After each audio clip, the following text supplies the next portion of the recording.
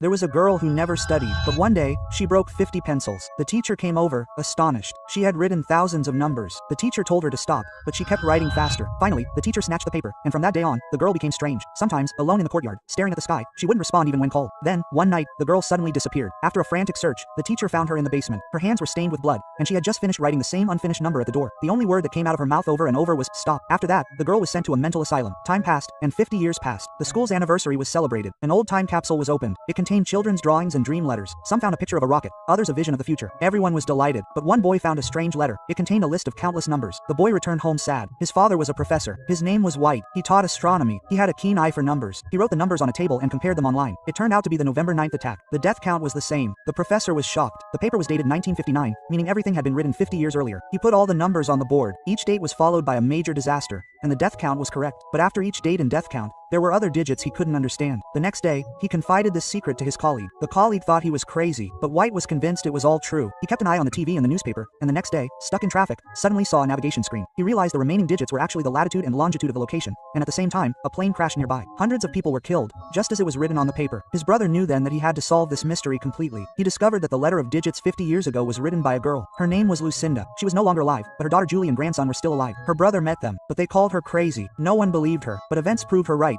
one after another. First, the plane crash, then the subway accident. Each time the same death toll, the same place. Young White explained to Julie again. Her mother truly could see the future. Now only one disaster remained, and that was the most terrible. This time, the death toll would be countless, meaning the end of all humanity.